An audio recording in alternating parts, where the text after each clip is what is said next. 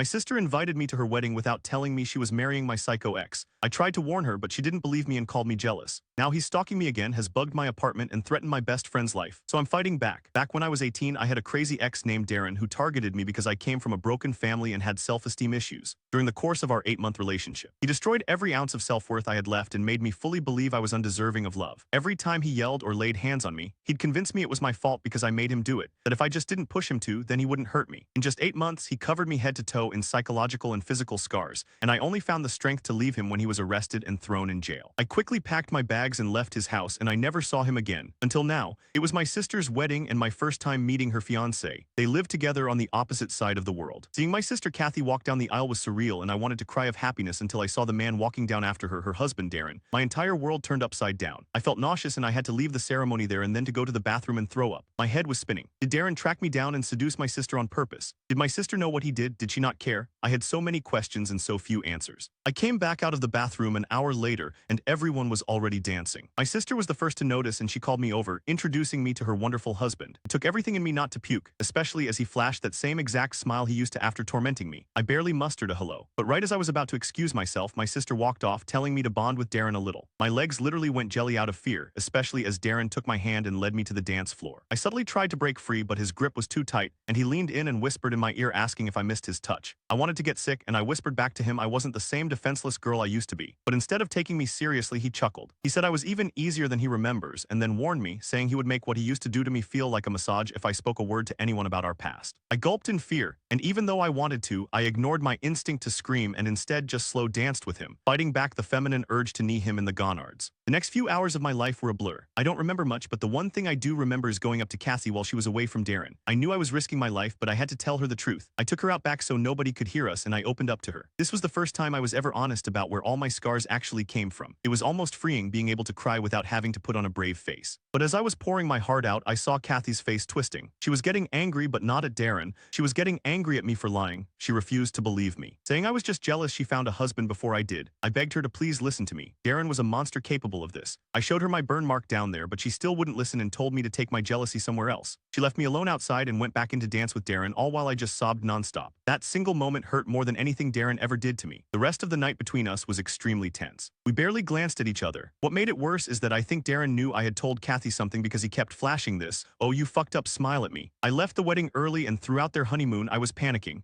I was worried for Kathy's safety. But what I didn't realize was that it wasn't Kathy I should have worried about, it was me. Because Darren never loved Kathy. Turns out he had come back for me. And what he did next made that painfully clear. Because last Tuesday I got an email from Kathy. Subject line, exciting news. They decided to extend their honeymoon and were coming to visit me. They'd already booked tickets. They'd be arriving next month and staying for 2 weeks. I immediately threw up again. The thought of Darren in my space, my safe place, made me physically ill. I called my boss asking about temporary transfers to other offices, but got shut down because we're short-staffed. I considered subletting my apartment and just disappearing for a while, but my lease doesn't allow it. I started looking at hotels, thinking maybe I could just stay somewhere else while they visited, but that felt like running away again, and I promised myself after Darren that I would never let anyone make me feel like I needed to run again. That promise had been my anchor through years of healing and rebuilding, so I did the only thing I could think of. Installed security cameras all over my apartment, outside the door, in the living room, hallway, everywhere except the bathroom, changed all my locks, bought new pepper spray, told the building security about a stalker situation so they'd be on alert. I was careful to explain that this person was dangerous and might try to impersonate family to gain access. I specifically instructed that no one should be let into my apartment without my explicit approval, regardless of who they claimed to be. I memorized emergency numbers and escape routes, planning for every possible scenario I could imagine. I thought I was being paranoid, over-preparing. Then yesterday, I got a text from an unknown number, just a photo of me walking into my building after work, taken that same day. I blocked the number immediately. An hour later, another unknown number texted. Another photo, me at the coffee shop across from my office. From that morning, he's already here. Somehow he's already here, watching me. The realization hit me like a physical blow, leaving me breathless and disoriented. I spent last night at my friend Maya's apartment, told her I had a plumbing issue, didn't sleep at all, kept checking my phone, waiting for more messages. Nothing came. Every creak of the building, every distant siren had me sitting bolt upright, heart racing. This morning I went back to my apartment to grab clothes for work, found something that made my blood run cold. A small electronic device tucked into the lamp by my bed, a listening device in my bedroom. The violation of my private space felt like another form of assault. I smashed it immediately, then tore my apartment apart looking for others. Found 2 more. One behind the TV, another under the kitchen table. I destroyed them all, packed a bag, and went straight back to Maya's. My hands wouldn't stop shaking as I threw random clothes into my suitcase, not even checking what I was packing. I'm writing this from her guest room. I've been staying here for 4 days now. Maya knows something's wrong but doesn't know what exactly. I don't want to drag her into this mess, but I can't be alone right now. Maya has always been there for me, bringing me coffee in silence and giving me space without questions. I keep asking myself how this is happening. How did he find me? How did he find Kathy? Was this his plan all along, to worm his way into my family so he could get to me again? The methodical nature of it all terrifies me more than random violence ever could. The worst part is I have no proof it's him sending the photos or planting the devices. Nothing I could take to the police, just my word against his. And we all know how that turned out with Kathy. Law enforcement had failed me before. Why would now be any different? I feel like I'm losing my mind, like I'm back in that relationship where I questioned everything. My perceptions, my memories, my worth. The control he had over me then is creeping back and I don't know how to stop it. That familiar fog is settling in, making me doubt myself in ways I thought I'd overcome. Kathy called earlier, said they're arriving next week instead of next month. Changed their plans, can't wait to see me. I made up some excuse about a work conference, but she insisted they'd just hang out at my place while I'm working. The thought of them waiting for me. Coming home to find him there makes my skin crawl. The thought of them in my apartment, him touching my things, sleeping in my bed, I'm literally shaking as I type this. This space I've created for myself. This refuge thousands of miles from my past, now contaminated by his presence. I don't know what to do. Call the police with no evidence. Try to convince Kathy again when she clearly doesn't believe me. Move to another country. None of these seem like real options. I feel cornered, trapped in an impossible situation with no clear escape. So I'm asking you, Reddit, what would you do? How do I protect myself and my sister from someone who's already beaten the system? Someone who's now legally part of my family? I survived him once. I'm not sure I can do it again. Update, just got another text. A photo of me sitting at Maya's window right now. The message just says, found you. I'm going to throw up again. I almost dropped my phone when I saw that message. Found you. My hands were shaking so bad I could barely show Maya. Her face went pale when she saw it. This wasn't some random creep or coincidence anymore. This was Darren methodically hunting me down like some sick game. We need to call the police, Maya said, already reaching for her phone. I grabbed her wrist. And tell them what? That my sister's new husband is sending me photos. That I think he bugged my apartment, but I destroyed all the evidence. They'll think I'm crazy. Maya's apartment suddenly felt exposed with all its windows. I kept seeing shadows move across the street, wondering if each passerby was him. We closed all the blinds and double-checked the locks. Maya insisted I take her bedroom since it had fewer windows and was farther from the front door. I couldn't sleep anyway, so I just lay there staring at the ceiling, jumping at every noise from the street below. Around 3 a.m., my phone buzzed again. Another unknown number. I almost didn't look. But what if it was important? What if it was Kathy? It wasn't. Just 3 words. Sweet dreams, Casey. I deleted it immediately and turned my phone off. My heart was pounding so hard I could feel it in my throat. How did he get all these different numbers? How was he always one step ahead? The next morning, I called in sick to work. Couldn't risk going out where he could follow me. Maya offered to stay home too, but I insisted she go. No point in both of us missing work. As soon as she left, I started researching, looked up stalking laws, restraining orders, anything that might help. Most required evidence of explicit threats or multiple documented incidents. I had some photos and texts from unknown numbers, nothing concrete tying them to Darren. I created a new email account and started documenting everything, dates, times, what happened, how it made me feel. I took screenshots of the texts before deleting them. It wasn't much, but it was something, a paper trail, a reality check for when I started doubting myself. Then I called James, my oldest friend from back home. If anyone would believe me without question, it would be him. He'd seen the aftermath of what Darren did to me 8 years ago, had helped me move cities when I was too terrified to stay. Jesus Christ, he said after I explained everything. This guy is seriously deranged. What do I do, James? He's coming here next week with Kathy. James was quiet for a moment. You can't face this alone. Can you come stay with me for a while? He's already tracking me, and I can't just leave my job, my apartment, everything I've built here. Then I'm coming to you, he said firmly. I felt a rush of relief followed immediately by panic. No, he might hurt you too. He's dangerous, James. We talked for nearly 2 hours, going through options that all seemed impossible. James finally suggested something I hadn't considered, confronting Darren directly in a public place. The idea made my stomach turn. But maybe if I met him on my terms in daylight with people around, I decided to try it. I texted Kathy asking when exactly they were arriving and suggested meeting for coffee their first day here somewhere public. She responded almost immediately, saying they'd already landed early that morning. They were at my apartment now waiting for me. My blood went cold. They weren't supposed to be here for another week. I checked the date on my phone, wondering if I'd somehow lost track of time. No, they definitely changed their plans without telling me, or Kathy had told me and Darren had intercepted the message somehow. I called her immediately. Hey, I thought you weren't coming until next week. We told you we changed our plans, she said, sounding confused. I texted you 3 days ago about it. I never got that text. I've been staying at Maya's and avoiding checking my phone much due to anxiety every time it buzzed. I'd been so focused on the threatening messages that I must have missed Kathy's legitimate text, among all the notifications I was trying to ignore. I'm sorry, must have missed it with work being so crazy. I lied, I'm actually staying at a friend's right now. Plumbing issues in my building. Oh no. Well, we're at your apartment. The super let us in when we explained we were family. I felt a surge of anger. After my specific instructions to building security about my stalker situation, the super had still let them in. He must have been charmed by Darren's smooth talking or simply didn't take my warning seriously. I'll come meet you for lunch, I suggested, trying to keep my voice steady. There's a cafe about 2 blocks from my building, very popular spot. We arranged to meet in an hour. Maya was still at work, so I couldn't even tell her what was happening. I took a quick shower, trying to wash away the fear and exhaustion. Looking in the mirror, I barely recognized myself. Dark circles under my eyes, skin pale, expression haunted. I applied some makeup, trying to look normal. The last thing I needed was Kathy commenting on how unwell I seemed. I picked the cafe carefully. Always crowded, tables close together, staff who knew me as a regular. I arrived 20 minutes early and chose a table with my back to the wall, facing the entrance. Ordered a coffee I couldn't drink, my stomach too knotted to handle caffeine. When they walked in, I almost bolted. Seeing Darren in his element, confident, charming, his arm around my sister made me physically ill. He looked exactly the same as he had 8 years ago, maybe a little more filled out, hairstyled differently. But those eyes, those cold, calculating eyes hadn't changed at all. Kathy spotted me and waved excitedly, pulling Darren toward my table. I stood on shaky legs, accepting her hug with stiff arms. Then Darren was there, pulling me into an embrace before I could avoid it. "So good to finally meet my sister-in-law properly," he said loudly enough for nearby tables to hear. But against my ear, he whispered, "Miss me." I pulled away quickly, nearly knocking over my coffee. A waitress appeared to take their orders, giving me a moment to compose myself. I sat with my hands under the table so they wouldn't see them shaking. Kathy dominated the conversation, talking about their wedding, their honeymoon, how beautiful my city was. I nodded and smiled mechanically, hyper-aware of Darren watching me. He kept touching Kathy, her hand, her shoulder, her hair, making sure I saw each casual display of affection marking his territory. "Your apartment is gorgeous," Kathy said, though I was surprised by all the security cameras. "Are you having problems with break-ins around here?" So they'd notice those. I wondered if Darren had already disabled them. "Just being cautious," I said, eyes flicking to Darren. "Never know who might try to get in." His smile didn't falter, but something flashed behind his eyes. Challenge accepted. The lunch continued with excruciating small talk. Kathy seemed oblivious to the tension, happily chatting away while I sat there calculating distances to exits, wondering if screaming would actually make anyone help or just label me as crazy. As we were finishing, Darren excused himself to use the restroom. The moment he was gone, I grabbed Kathy's hand. "You need to listen to me," I said urgently. I wasn't lying about Darren. He's dangerous. He's been stalking me, sending me photos, bugging my apartment. Kathy's face hardened. "Stop it, Casey. Just stop. I don't know what your problem is, but this has to end." "Darren told me you might do this." I froze. "He what?" "He told me you had some kind of obsession with him years ago, that you couldn't accept when he broke things off and started spreading rumors about him being abusive." My jaw dropped. He'd preemptively poisoned her against me, set up the perfect defense. "That's not what happened," I insisted, desperation making my voice crack. "Why would I make this up? Why would I?" "Because you've always been like this," she interrupted, louder than she probably intended. A few nearby diners glanced our way. She lowered her voice. "Always dramatic, always needing attention, always making everything about you." The accusation hit like a slap. Was that really how she saw me? "How my family saw me? That's what he wants you to think," I said, my voice barely a whisper. "That's how abusers work. They isolate you from people who might see the truth. The only truth I see is that my sister is trying to ruin my marriage before it's even begun." Darren returned then, all smiles, asking what he'd missed. The look Kathy gave me made it clear the conversation was over. I mumbled something about needing to get back to Maya's to get ready for work tomorrow, made up some excuse about her cats and my allergies, meaning they couldn't stay with me. "Such a shame," Darren said. "We were looking forward to quality time together." The way he emphasized quality time made my skin crawl. I managed to escape without him touching me again, promising to meet them for dinner tomorrow night. As soon as I turned the corner out of sight of the cafe, I broke into a run all the way back to Maya's. I half expected to find him somehow already there waiting, but the apartment was empty. Maya returned from work to find me pacing her living room, chewing my nails down to the quick, a habit I'd broken years ago after leaving Darren. "They're here already," I told her, "in my apartment. He's convinced Kathy I'm some delusional ex who made up abuse allegations." Maya sat me down, made me drink some water, and actually listened. Unlike my sister, unlike the police would, she believed me without question, and that simple act of faith nearly broke me. "You're staying here as long as you need," she said firmly, "and we're going to figure this out." That night I got another text. A photo of me entering Maya's building after lunch, then another of Maya arriving home from work. The message read, "Nice friend, would hate for anything to happen to her." I showed Maya, expecting her to freak out. Instead, she got angry, not scared. Angry, called him a pathetic coward hiding behind text messages. Her righteous fury was somehow exactly what I needed. It reminded me that this wasn't normal, that I wasn't crazy for being terrified. We spent that night developing a plan. First, I'd try reasoning with Darren directly, meet him somewhere public, record the conversation secretly, try to get him to admit what he was doing. Maya would be nearby as backup. If that didn't work, we'd try again with Kathy, showing her concrete evidence if we could get it. And if all else failed, we'd go to the police with whatever we had, no matter how circumstantial. The next day at work was torture. I kept seeing him everywhere, in the reflection of windows, in crowds on the street, behind me in the elevator. Every time my phone buzzed with an email, my heart stopped. My boss noticed something was wrong and called me into her office. I was sure I was going to be fired for my obvious distraction. Instead, she asked if I was okay, really looked at me with genuine concern. Something about her grandmotherly kindness broke through my defenses, and before I knew it, I was telling her everything. Not the messy details, just that my sister had married my abusive ex and now they were in town and I was scared. I expected skepticism or awkward platitudes. Instead, she immediately offered me a week of personal leave. When I hesitated, concerned about the short staffing, she said, "Your safety matters more than any project deadline." It was such a simple statement of fact, but it hit me hard. My safety mattered, I mattered. After years of Darren making me feel worthless. After Kathy dismissing my fear as attention-seeking, here was this woman I barely knew outside of work treating my well-being as an obvious priority. I accepted the leave but asked to finish finish the day to wrap up some projects. As I was leaving that evening, my boss walked me to my car and waited until I drove away. Such a small gesture of protection, but it meant everything. I arranged to meet Darren at a cafe near my office the next day, told him I wanted to clear the air, just the two of us. I suggested a time when Kathy would be at a spa appointment she'd mentioned during lunch. He agreed almost too eagerly. Maya and I prepared carefully. I wore a button-up shirt with a small recording device hidden in the front pocket. Maya would sit nearby, pretending to work on her laptop. We arrived early, securing a table in the corner with a clear view of the entrance. Darren showed up exactly on time, looking perfectly put together in a casual button-down and designer jeans. He smiled as he approached, and for a split second I remembered why I'd fallen for him in the first place before I knew what he really was. "Casey," he said warmly, sitting down across from me. "I was hoping we'd get a chance to talk privately." "I bet you were," I replied, trying to keep my voice steady. "What's your game here, Darren?" "Why, Kathy, why now?" He looked genuinely confused. "Game. I fell in love with an amazing woman who happens to be your sister." "Simple as that?" "Bullshit. The texts, the photos, the bugs in my apartment. You expect me to believe that's coincidence?" His expression didn't change, but he leaned forward slightly. "I have no idea what you're talking about. Sounds like you're having some issues, Casey. Maybe you should talk to someone about that." Classic gaslighting. I'd expected it, but it still made my blood boil. "Cut the crap," I hissed. "I know it's you. What I don't know is why. Revenge? Some sick power trip? Or did you just miss having someone to torture?" He sighed, looking around as if concerned someone might overhear. Then he pulled out his phone, tapped something, and set it on the table. "Are you doing?" I asked, suddenly nervous, recording our conversation. He said calmly, "For my protection, you seem quite unstable, making wild accusations." My heart sank. He was creating evidence against me. Anything I said could be edited, manipulated, used to make me look delusional, just like he'd convinced Kathy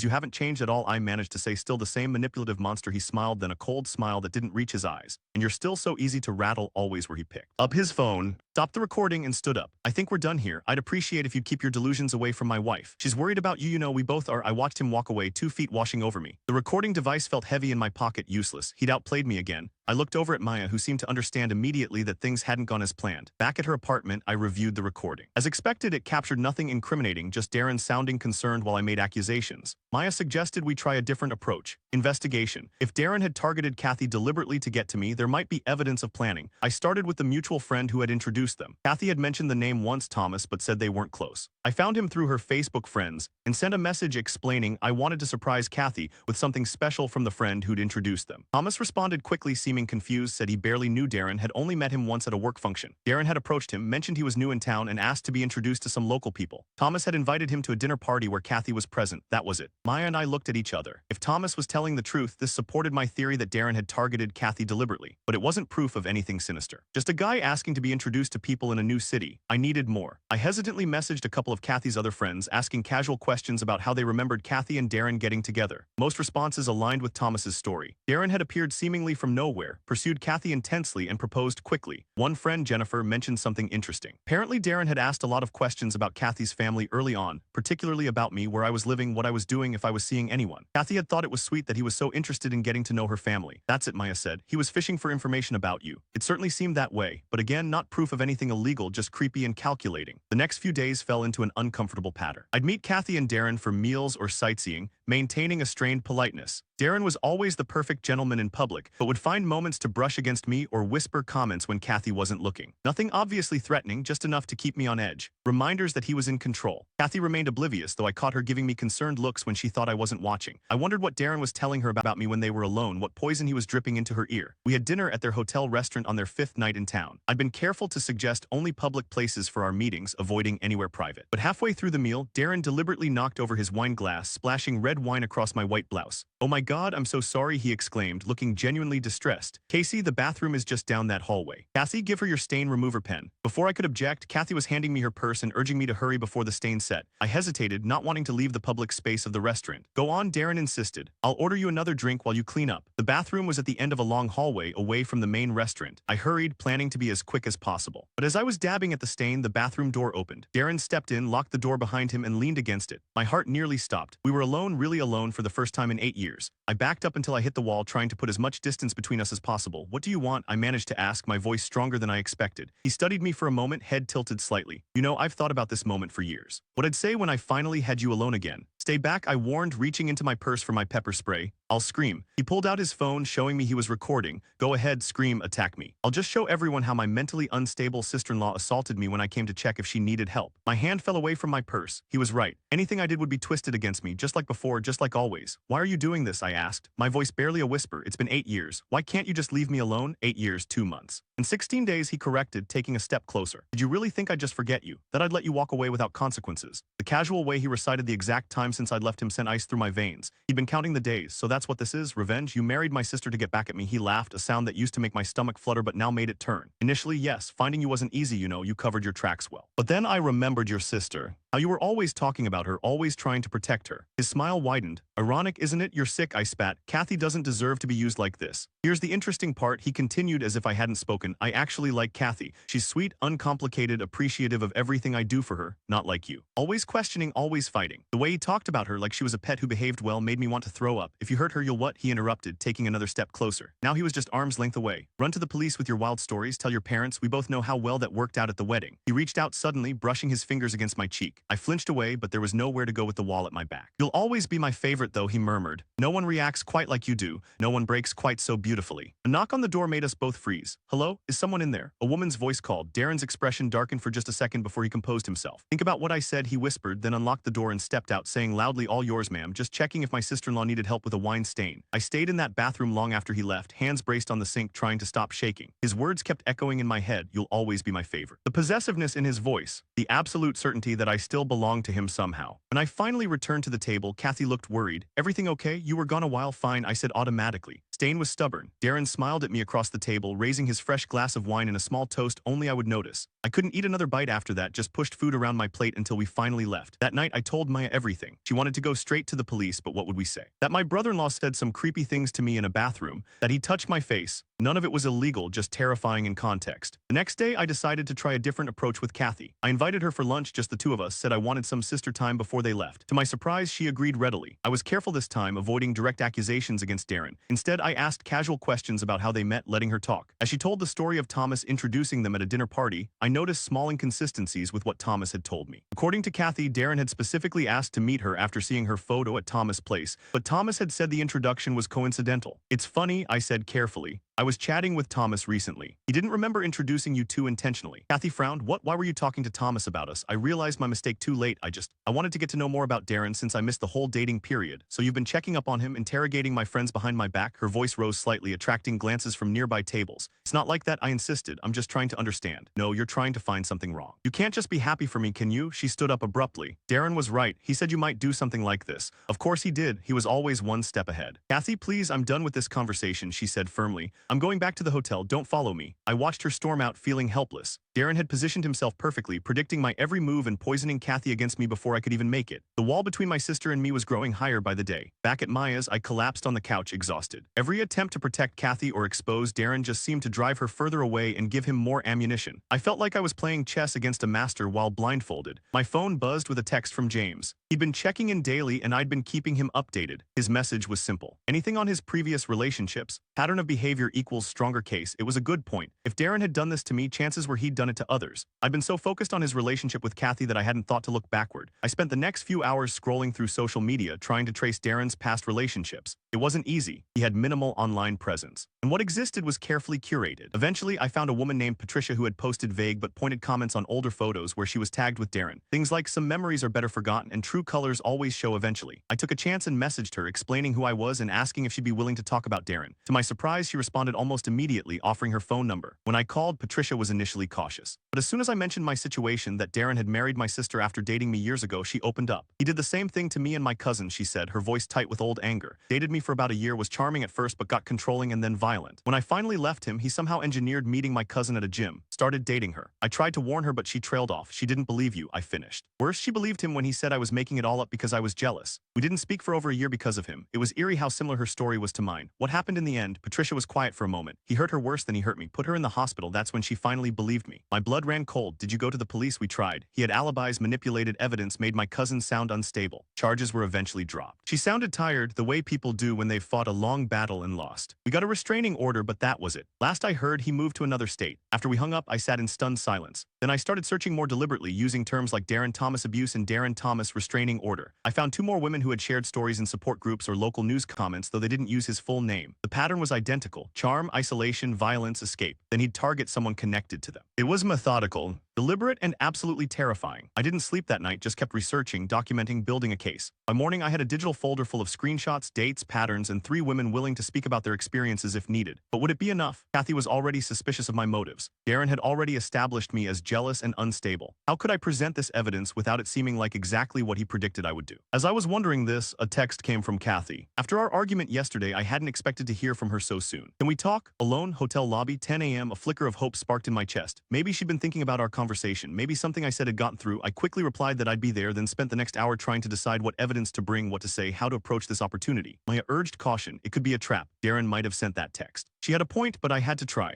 I arrived at the hotel early, chose a seat with a clear view of all entrances, and waited. At exactly 10 a.m., Kathy appeared, alone. She looked tired, with dark circles under her eyes partly hidden by makeup. Thanks for coming, she said quietly, sitting across from me. Of course. I resisted the urge to launch immediately into all my evidence. Is everything okay? She glanced around nervously before answering. I don't know. Darren and we had a fight last night after I told him about our lunch. My heart rate picked up. What kind of fight? She rubbed her wrist absently, and for the first time I noticed what looked like the edge of a bruise disappearing under her bracelet. He got really angry, said you were trying to come between us, that you've always been jealous of what we have. I wanted to scream that what they had was a complete fabrication, but I held my tongue. Did he hurt you, Kathy? Her eyes darted up to mine, then away. No, he just grabbed my arm a little too hard. He was upset, classic minimization. I'd done the same thing countless times. Kathy, I said gently, that's not okay. No matter how upset someone is, they don't have the right to hurt you. It's not like that, she insisted. It was just one time. He apologized right away. It was like hearing my own words from 8 years ago. The same excuses, the same desperate belief that it was just a one-time thing, that it wouldn't happen again. Can I show you something? I asked carefully. She hesitated, then nodded. I pulled out my phone and showed her a photo I'd kept all these years, a picture of my arm covered in finger-shaped bruises. This was after Darren just grabbed me a little too hard the first time. He apologized right away too. Her eyes widened. That could be anything, anyone. I have more, I said quietly. And not just from me, from other women, Patricia, Susan, Ashley, all with the same story, all connected to each other somehow. Kathy's face paled. You're making this up. You have to be. I wish I was, I said, feeling an overwhelming sadness. But deep down, I think you know I'm not. That's why you texted me today, isn't it? Because something felt wrong. She stared at me for a long moment, conflict clear in her eyes. Then she looked down at her wrist again, slowly pushing her bracelet back to reveal the full bruise. A distinct handprint wrapped around her delicate wrist. He said it wouldn't happen again, she whispered. He always says that, I replied gently to all of us. For the first time since the wedding, I saw a crack in her certainty, a flicker of doubt. It wasn't much, but it was something, a start. What do I do? She asked, her voice small. First, you don't go back to that hotel room alone, I said firmly. You come with me right now. We'll figure out the rest together. She looked torn, glancing toward the elevators. My things, I need my passport, my clothes. We can sort that out. Your safety is what matters right now. Just as I thought she was about to agree, her phone buzzed. She looked down at it and the color drained from her face again. It's Darren. He's in the lobby. He says he can see us. I whipped my head around, scanning the hotel lobby with my heart in my throat. There he was, lounging by the reception desk, staring directly at us with that smug little smile I'd grown to hate. My entire body went rigid. Don't look, I whispered to Kathy. Just get up and walk with me toward the front doors. Act normal. She nodded almost imperceptibly, gathering her purse with shaking hands. We stood up casually, like we were just two sisters finishing a coffee date. I linked my arm through Kathy's, partly for comfort, but mostly so she couldn't bolt. The exit was maybe 30 steps away. Casey, Darren's voice rang out across the lobby. People turned to look. Damn it, classic manipulation. Making a scene in public so we couldn't ignore him without looking like the crazy ones. Keep walking, I murmured, but Kathy had already frozen. I could feel her trembling against me. Darren strode toward us, all charming smiles for the onlookers. Honey, there you are. I've been looking everywhere. He reached for Kathy's arm, the same one with the bruises, and I instinctively stepped between them. We're just heading out for some sister time, I said loudly enough for nearby people to hear. Shopping, you know, girl stuff. His eyes hardened for a microsecond before the mask slipped back into place. Actually, we have that lunch reservation, remember, with my business associates? Kathy looked down. I forgot. No problem, sweetheart. He reached around me to grab her hand. We should head up so you can change. I could see it happening in real time. Kathy retreating back into herself, the brief moment of clarity fading. I was losing her again. Actually, I blurted out, Kathy's not feeling well. Migraine. She mentioned it earlier, right, Kath? She looked at me, then at Darren, clearly trapped between us. Is that true? Darren asked, his voice dripping with concern while his eyes remained cold. After what felt like forever, Kathy nodded. I do have a headache. Then I'll take care of you upstairs, Darren insisted, his grip on her hand tightening visibly. Women's problems too, I added quickly. She needs her sister right now, you understand. I could see him calculating, aware of the people watching this exchange. He couldn't make a scene without exposing himself. Fine, he said finally. I'll reschedule lunch. Text me when you're done with your sister time. The way he said it made it sound dirty. We will, I promised, already pulling Kathy toward the exit. Once outside, I practically dragged her to the taxi stand. We climbed into the first available cab and I gave Maya's address. Only when we were moving did I let myself breathe. He's going to be so angry, Kathy whispered, staring back at the hotel as it receded behind us. But he can't hurt you if you're not there, I pointed out. She rubbed her wrist again. You don't understand. understand. He'll find me. He always does. The defeated certainty in her voice hit me hard. I'd felt that same hopeless inevitability many times. Not this time, I promised. This time you have me, and Maya, and evidence. At Maya's apartment, Kathy finally broke down completely. She sobbed on Maya's couch while I made tea and Maya discreetly activated her home security system. Between tears, Kathy admitted things had been getting worse. The controlling behavior started on their honeymoon, checking her phone, criticizing her clothes, monitoring who she talked to. The first physical incident happened just 3 days ago. He got mad when I spent too long on the phone with Mom. She hiccuped, said I was ignoring him. I wanted to say, I told you so, but bit my tongue. Instead, I showed her everything I'd gathered, the testimonies from Patricia and the others, the pattern of behavior, the photos documenting my own abuse 8 years ago. Kathy stared at the evidence, her eyes moving from one photo to another, her hands trembling as she read Patricia's account. I could see her struggling internally, the Darren she thought she knew versus the monster revealed in these documents. She picked up a particularly graphic photo of my bruised ribs from 8 years ago. I thought, she began, voice breaking, I thought he was perfect. He was so kind to me, so attentive, her breath hitched. But last night when he got angry, I saw something different in his eyes, something cold, something familiar, though I couldn't place it. She looked up at me. It was the same look you described at the wedding, wasn't it? I nodded slowly. That's how he operates, two different people. The charming one everyone sees and the real one only his victims know. What have I done? She whispered, tears streaming down her face. I married him. I chose him over my own sister. He's a master manipulator, I said. We've all fallen for it, even the police. Just then Kathy's phone exploded with texts. Darren, of course, alternating between concerned messages asking if she was okay and increasingly angry demands to know where she was. Classic abuser whiplash. Turn it off, Maya suggested. Or better yet, let me see it. Cassie handed over her phone. Maya took out the SIM card, then powered the phone back on. We can keep this for evidence, but he can't track it now. Smart girl, my Maya. We spent the next few hours developing a plan. Kathy would stay with Maya while I went back to my apartment to grab essential items. Then we'd all relocate to James' place across town, somewhere Darren wouldn't think to look. From there, we'd contact a lawyer to start divorce proceedings and file for a more substantial restraining order. He'll contest everything, Kathy said miserably. Drag it out forever. Let him try, I replied. We have evidence now.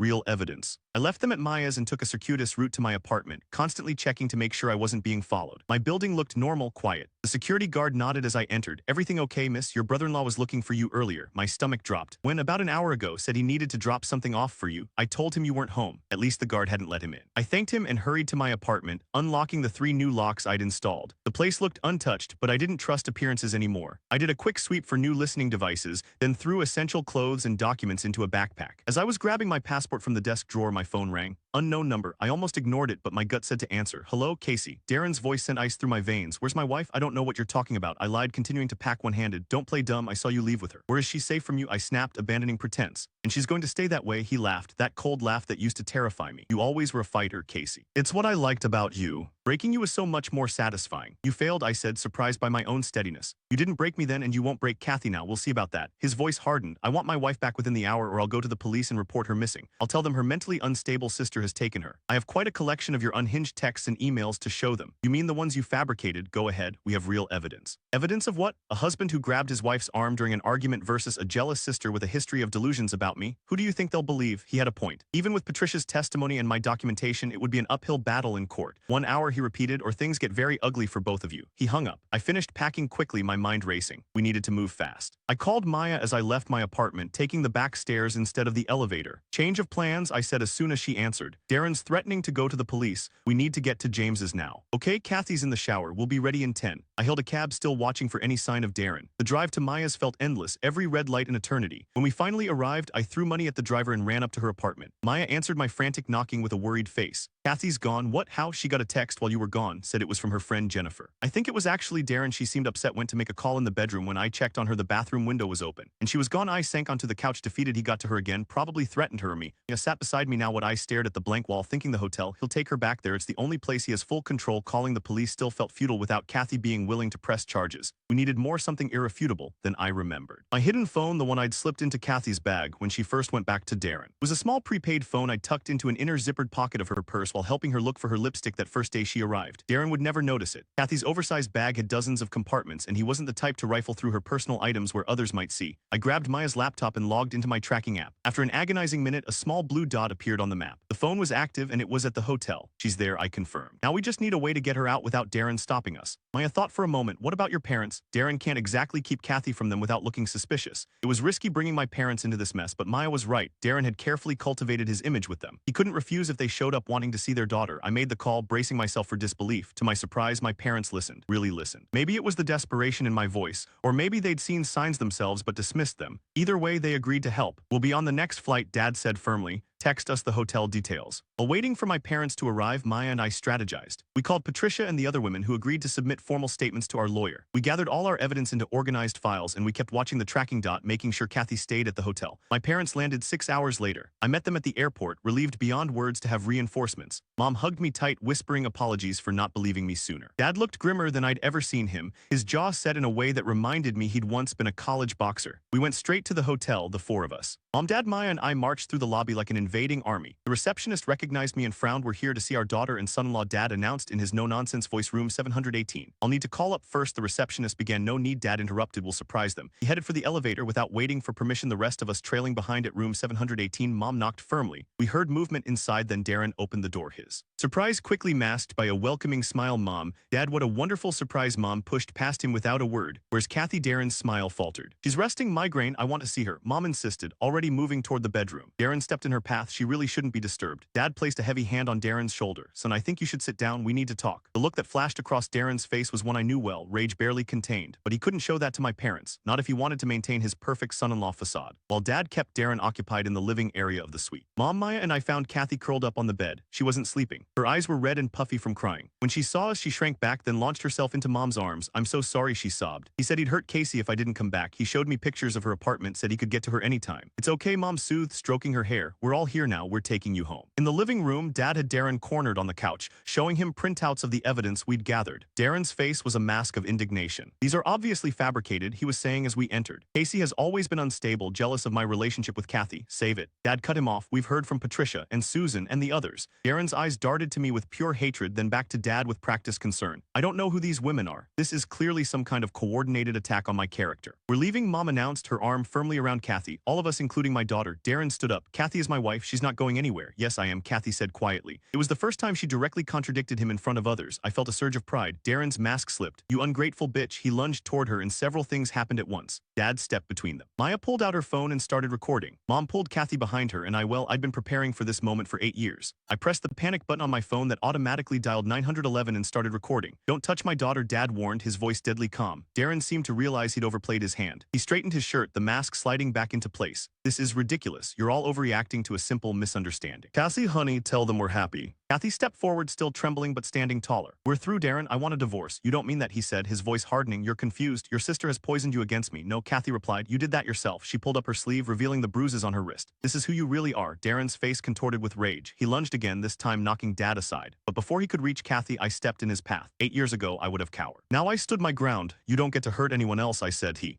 grabbed my arm, just like he had countless times before, fingers digging into the same spot that had once been perpetually bruised. But this time, I wasn't that scared 18-year-old. I twisted out of his grip using the self-defense move I'd practiced hundreds of times. Darren, surprised by the resistance, stumbled forward. Dad recovered his balance and grabbed Darren from behind, restraining him just as hotel security burst into the room, followed shortly by the police who had responded to my panic button. The next few hours were a blur of statements, evidence submission, and Darren being led away in handcuffs, still protesting his innocence. Because the incident happened in front of witnesses and was recorded from multiple angles. The police had no choice but to take it seriously. The responding officers were surprisingly understanding, especially the female detective who took Kathy's statement privately. That night, we all stayed at my apartment. Kathy, my parents, Maya, and me, safety in numbers. Kathy was quiet, processing everything that had happened. I didn't push her to talk. I remembered how overwhelming it felt in those first days after escaping Darren. In the morning, we met with a lawyer specializing in domestic violence cases. She helped Kathy file for a temporary restraining order and start divorce proceedings. Because they'd only been married a short time and had no shared assets, the divorce itself would be relatively straightforward. The emotional healing would take longer. Darren remained in custody, denied bail due to the evidence we provided showing his pattern of behavior with multiple women. The prosecutor decided to pursue charges not just for the incident at the hotel, but for the stalking and harassment as well. Over the next few weeks, more women came forward with similar stories about Darren, creating an undeniable pattern of predatory behavior. The case against him grew stronger by the day. Even his lawyer started looking for plea deals. Kathy decided to move back home with our parents temporarily. She needed space to heal. To figure out who she was outside of Darren's influence, I understood completely. We talked every day, rebuilding the sister bond that Darren had tried so hard to destroy. 3 months later, Darren accepted a plea deal, 6 years in prison with mandatory counseling and a permanent restraining order against contacting any of his victims, including Kathy and me. It wasn't the maximum sentence, but it was something. More importantly, there would be a record now, making it harder for him to hurt someone else in the future. On the 1-year anniversary of Kathy's wedding, we had a different kind of ceremony, a divorce party, just a small gathering with family and friends who had supported us through everything. Maya baked a cake with freedom written on it, and James flew in for the the weekend. We didn't talk about Darren or what had happened. We just celebrated being together, being safe. Kathy's still in therapy, working through her experience. So am I, honestly. Some wounds take longer to heal than others, but we're both getting there day by day. I wish I could say I never think about Darren anymore, but that would be a lie. I still check my locks twice before bed, still glance over my shoulder when walking alone. Those habits might never fully disappear, but they don't control me anymore. The tracker app on my phone still pings sometimes with Kathy's location. We kept it by mutual agreement, a safety measure that brings us both comfort. Not out of control, but out of love. A way to say I've got your back without words. Last week, Kathy called to tell me she'd met someone, just casual coffee dates for now, nothing serious. But she sounded happy, hopeful, taking things at her own pace on her own terms. As for me, I'm focusing on the domestic violence support group Maya and I started. Turns out helping other women recognize and escape abusive relationships is pretty good therapy for my own trauma. Every success story feels like another brick in the wall between my past and future. Darren took 8 years of my life. The 8 I spent looking over my shoulder, questioning myself, waiting for the other shoe to drop. I won't give him any more. So that's my story, Reddit. Not the happily ever after you might have wanted, but a real one. My sister is safe, I'm safe. And the man who tried to destroy us both is exactly where he belongs. Behind bars, far away from anyone he can hurt. Update for those asking. Yes, I changed my locks again after everything. And yes, I still have the security cameras. Old habits die hard, but now they're my choice, not my fear.